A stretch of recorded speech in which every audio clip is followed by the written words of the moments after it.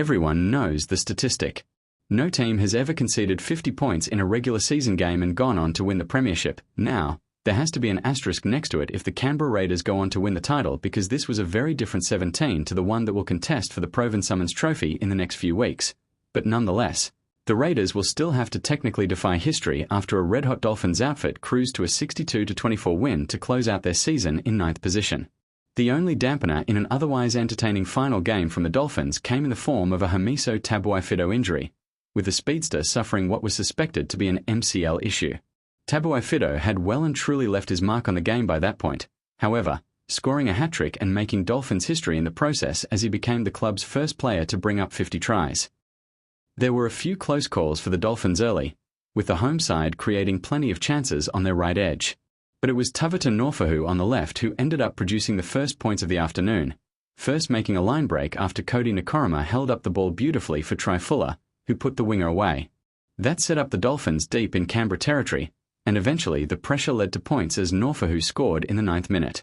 The Raiders weren't necessarily playing poorly, but it was clear early on that the Dolphins had far more strike out wide, and that remained true as Tabuai-Fidow popped an offload for Fuller, who then found Oren Keeley trailing in support for the Dolphins' second try of the afternoon. The points quickly started to pile up as Nakoroma put the ball in the air, and the Raiders let Tabuai-Fidow have a clean grab at it before spinning the ball right as Jake Averillo dove over in the 29th minute. Nakoroma produced the goods off another last tackle bomb just a few days later as Mane Waiteri put the ball down, with Tabuai-Fidow on the spot to score. The Dolphins speedster later made it a quick-fire double after Ethan Sanders threw an intercept to Isako, with the Raiders' defense unable to recover. That left the halftime score at 30-0, and while throwing the ball around had paid dividends for the free-spirited Dolphins, it backfired early in the second half as Michael Asamoah pounced on a loose pass to score on debut.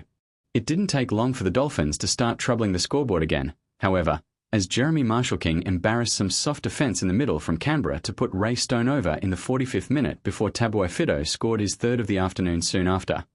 At that point, Tabuai-Fidow was threatening to run down Mark Nawaqanitawase for the NRL's top try scorer gong, but a suspected MCL injury cut his afternoon short in what Fox League's Andrew Voss described as a sad sight, given the form he was in. There was still plenty of highlights to come even with the Dolphins speedster off the field. However, headlined by a fairytale final try and successful conversion for the retiring Mark Nichols.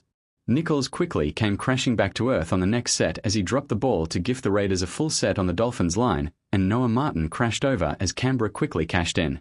Raiders debutant Joe Roddy also scored a double in the space of 3 minutes to give Canberra fans a rare reason to smile, but otherwise it was all the Dolphins, with Naufahu and Jermaine Isako crossing late as the home side brought up the half-century. Fuller then capped off a standout afternoon with a line break to set up Averillo for the final try of the afternoon. How does it all work? The big question for Dolphins in 2026. While the Dolphins may have fallen short of a maiden finals berth, there are once again reasons to be optimistic that Kristian Woolf's side is on the verge of putting it all together. Putting injuries aside, and they have been the biggest issue for the NRL's newest franchise since entering the league, the Dolphins have one of the most electric backlines in the league. The question for Coach Woolf, however, is figuring out how to fit them all together, especially with Brisbane's Selwyn Cobbo joining the club in 2026. Trai Fuller continues to prove that he deserves to be a regular first grader next season, which would lock Hamiso Tabuai-Fidow into the centres along with the injured Herbie Fanworth, while Jermaine Isako is guaranteed one spot on the wing. Of course, it is easy to forget how strong a start to the year Jack Bostock had too, and he would potentially take the other vacant spot in the backline. But that would mean both Jake Averillo and exciting rookie Tevita Naufahu missing out along with Cobbo. Greg Alexander described the Tabuai-Fidow and Fuller combination as dangerous in commentary for Fox League, prompting Andrew Voss to ask the question Woolf must be thinking at the moment. How does it all fit in? Voss asked, how does it all work with Fanworth fit and Jack Bostock back? You have a bloke called Selwyn Cobbo coming to the club. Trai Fuller has to be there somewhere. How do they make all these parts fit in their backline? Fuller in particular was a standout in just his 4th NRL game this season, finishing with 158 run meters, 2 try assists, 3 line break assists, 2 line breaks and 7 tackle busts. Alexander called Fuller an excitement machine and genius, declaring you could put together a highlights package from his 4 games that would having you thinking he's a superstar. Voss, meanwhile, said rugby league fans would be robbed if Fuller isn't. Full-time NRL player in 2026.